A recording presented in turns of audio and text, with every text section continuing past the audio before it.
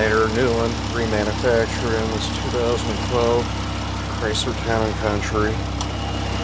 It's a fun.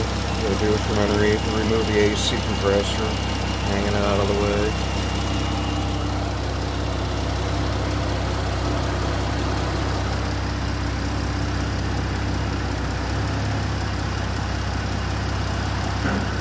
Alternator is controlled by the PCM.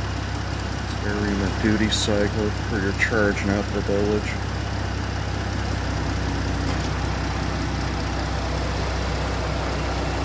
Another one done. Still working on daily drivers.